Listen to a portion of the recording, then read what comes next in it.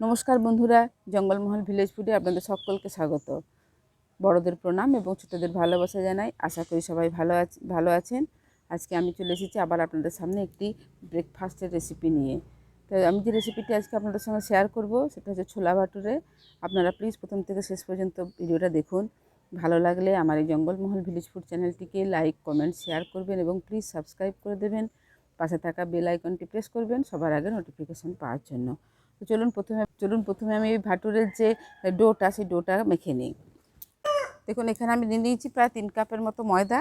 এটা আমি প্রথমে চেলেই নিয়ে নিয়েছি একদম। এর মধ্যে আমি কতগুলো উপকরণ মিশিয়ে নেব। দেখুন দিয়ে দিচ্ছি ওই 3 কাপ ময়দা নিয়েছি, হাফ কাপের মতো সুজি দিয়ে দিচ্ছি একটু ক্রাঞ্চি বা ক্রিস্পি হওয়ার জন্য। দিয়ে দিচ্ছি হাফ চামচের মতো বেকিং পাউডার, দিয়ে দিচ্ছি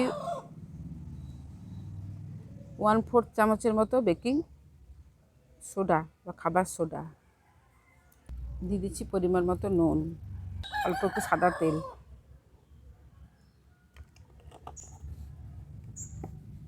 এগুলো সব শুকনো অবস্থাতেই আমি এগুলো ভালো করে মিশিয়ে নিচ্ছি।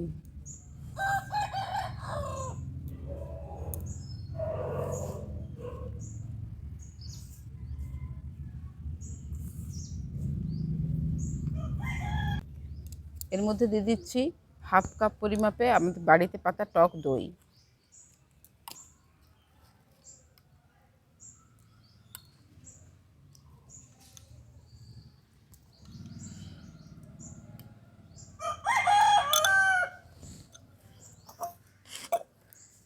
টক দইটা দিয়ে আমি টক দইটা ভালো করে ময়দার সঙ্গে মিশিয়ে নিচ্ছি। এর সাথে দিয়ে দিচ্ছি 1 চামচ চিনি।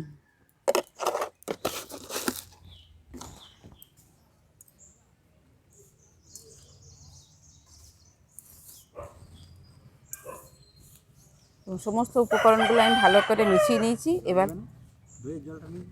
এবার অল্প অল্প জল দিয়ে আমি একটা ডো মেখে নিচ্ছি।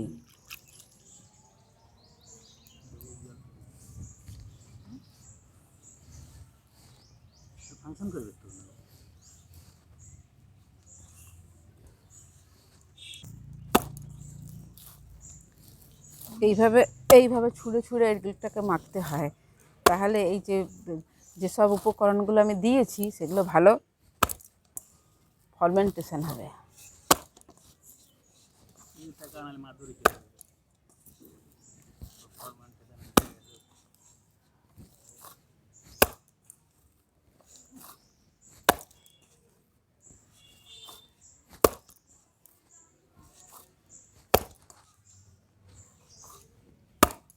ময়ান দিয়ে দিলে কী হবে, ওই যে খাবার সোডা বা বেকিং পাউডারটা যেটা দিয়েছি সেটা কার্যকারিতাটা নষ্ট হয়ে যায়।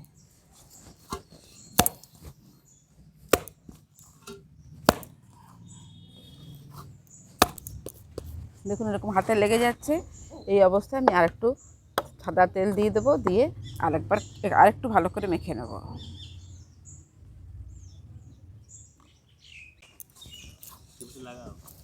লাগাবো আরও লাগবে। এই দেখুন সাদা তেল দেওয়ার পর দেখুন আর কি সুন্দর মাখা হয়ে যাচ্ছে। এবারে দেখুন ডোটা আমাদের মাখা হয়ে গেছে, খুব শক্তও হবে না আবার খুব নরমও হবে না, এরকম অবস্থায় মেখে নিয়েছি আমি। এরপর যাতে ওপরটা শুকিয়ে না যায় তার জন্য ওপর থেকে একটু সাদা তেল বুলিয়ে আমি রেস্টে রেখে দেবো মিনিট 10-15-এর জন্য। আরও বেশি রাখলে ভালো হয়, কিন্তু আমার হাতে অত সময় নেই। সাদা তেলটা বুলিয়ে আমি এটা রেখে দিচ্ছি, চাপা দিয়ে দিচ্ছি। দেখুন ময়দার ডোটা মেখে আমি চাপা দিয়ে রেখে দিয়েছি। এদিকে উনুনটা ধরিয়ে কড়াটা বসিয়ে দিয়েছি ছোলাটা বানানোর জন্য। তো দেখুন এখানে আমি যে চানাটা নিয়েছি, এই চানাটা আমি বাড়ি থেকেই সেদ্ধ করে নিয়ে এসেছি ভেতর থেকেই, তার কারণ কড়াতে সেদ্ধ করতে হলে অনেক সময় লাগবে। দেখুন এটা আমি অল্প একটু নুন দিয়ে সেদ্ধ করে নিয়েছি। দেখুন কীরকমভাবে সেদ্ধটা করেছি। এরপর আমি ছোলাটা বানিয়ে নেব। তো আমি এই নিরামিষ করে করছি, তার কারণ হচ্ছে বলে দিচ্ছি, আজকে হচ্ছে মহালয়া। তো মহালয়ার দিন আমাদের এখানে নিয়ম অনুযায়ী আমাদের একজন ব্রাহ্মণকে খাইয়ে তারপরে খেতে হয়, সেই কারণের জন্য আমি এটা আজকে নিরামিষ করে বানিয়েছি। এবার আপনারা যদি পছন্দ করেন তো পেঁয়াজ রসুনও দিয়ে বানাতে পারেন। কড়াটা গরম হয়ে গেছে, কড়াতে দিয়ে দিচ্ছি সরষের তেল। তেলটা গরম হয়ে গেছে, দেখুন ফোড়নে দিয়ে দিচ্ছি প্রথমে গোটা জিরে, এই দুটো তেজপাতা, দুটো শুকনো লঙ্কা, একটু এলাচ, দারচিনি, গোলমরিচ, লং।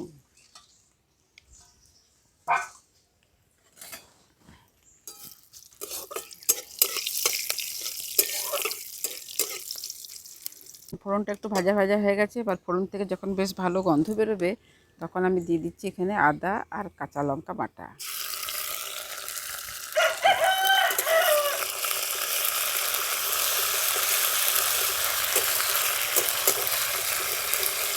এই আদা কাঁচা লঙ্কা বাটাটা ভালো করে ভাজা ভাজা করে নিয়েছি। এখানে আমি দিয়ে দিয়েছি দুটো টমেটো বাটা।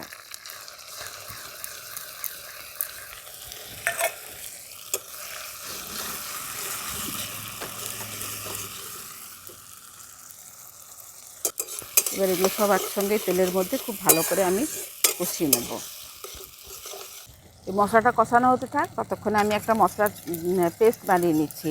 তো এখানে নিয়ে নিয়েছি আমি 2 চামচের মতো টক দই। টক দইটাকে আমি খুব ভালো করে ফেটিয়ে নিয়েছি। এর মধ্যে দিয়ে দেবো ধনে গুঁড়ো, দিয়ে দিচ্ছি জিরে গুঁড়ো, দিয়ে দিচ্ছি হলুদ গুঁড়ো। এগুলো সব আমি একসঙ্গে একটা মিশিয়ে পেস্ট বানিয়ে নেব।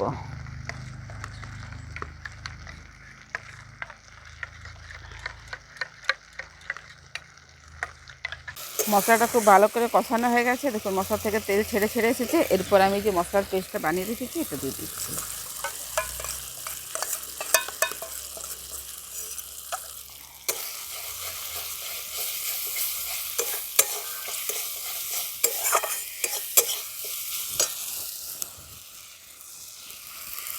এটা একটু ধুয়ে আর আমি জলটা দিয়ে দিচ্ছি এর মধ্যে।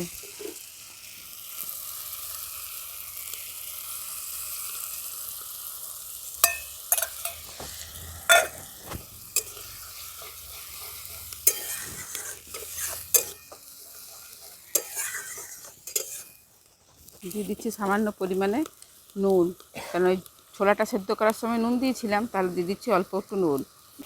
টক দই দেওয়া আছে, তরকারিটা ব্যালেন্স করার জন্য দিয়ে দিচ্ছি 1 চামচ চিনি। দেখুন মশলাটা আমাদের খুব ভালো করে কষানো হয়ে গেছে, আর এই যে মশলা থেকে তেল ছেড়ে ছেড়ে এসেছে। এরপরে যে আমি ছোলাটা সেদ্ধ করে রেখেছি এটা আমি দিয়ে দিচ্ছি।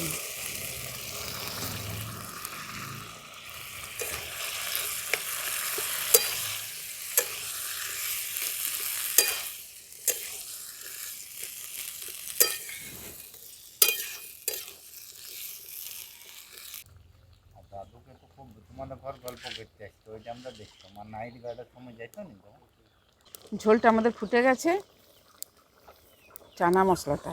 এরপরে যে আমি এই কস্তুরি মেথি, এটাকে আমি একটা হাত দিয়ে ঘষে আর দিয়ে দিচ্ছি।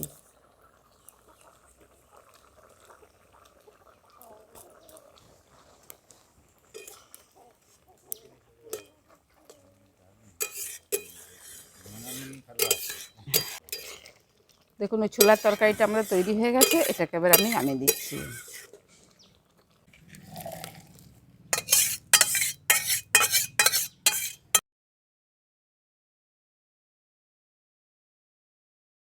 আমি বসিয়ে দিয়েছি ভাটুরেগুলো ভাজার জন্য, আর দিয়ে দিচ্ছি সাদা তেল।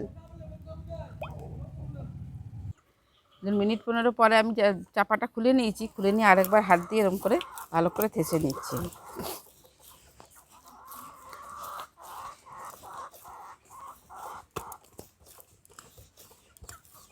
এবার এখান থেকে অল্প অল্প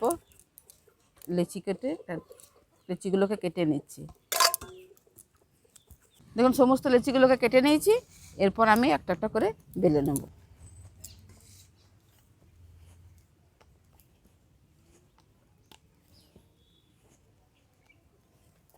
ঠিক আছে, হ্যাঁ,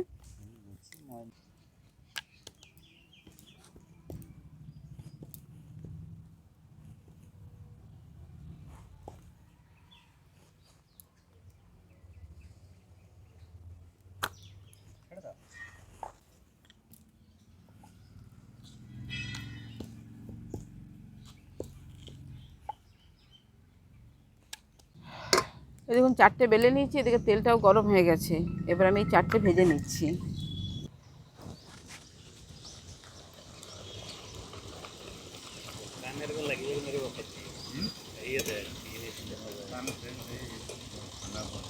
দোকানে তো দই দেয়নি, শুধু গাঁজায় দেবো।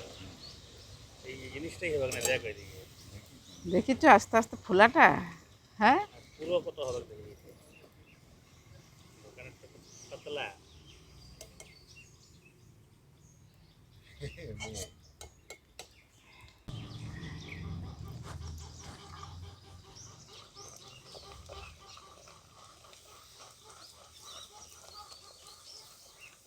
স্ত্রী একটা ঘরে আমার কোনো অসুবিধা নেই, আমি ভাবছিলাম একটা দোকানই করবো নাকি। মনে হয় কি করবেন না, তেলটা কমে গেছে, জিজ্ঞাসা করে নিতে বিরাট হিট লাগে। আমাদের ব্রাহ্মণ চলে এসেছে। আজকে বলেছিলাম আপনাদেরকে যে মহালয়া আমাদের একজন ব্রাহ্মণকে খাইয়ে তারপরে খেতে হয়। তো ব্রাহ্মণ আমাদের হাজির, ওই জন্য আমি 4টে ভাত তাড়াতাড়ি করে ভেজে ব্রাহ্মণকে দিয়ে দিয়েছি। এবার ব্রাহ্মণ খাওয়া শুরু করে আপনাদেরকে জানাবে যে কীরকম হয়েছে খেতে। শুরু করো। অপূর্ব। হাসছো যে। তিনি কাকিমার হাতের রান্না। হ্যাঁ, টাকার অপূর্ব কাটরাত।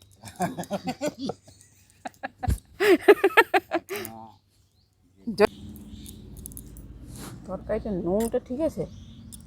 হ্যাঁ, খুব ভালো হয়েছে। যখন নাটুবাবু ফিরে আসছে বসেন, এই তরকারিটা নুন ঠিক আছে? হ্যাঁ, যেটা আসছে চান কাটতে দিবে। হ্যাঁ, কিটা, হ্যাঁ হ্যাঁ, ওগুলো তো করবই। ও তো সন্ধ্যার থেকে তো ওই করতে হয়। আমি ভেজে দিয়ে দিলাম, ও খেয়ে চলে গেল। এরপরে বাকিগুলো আমি ভেজে নিই।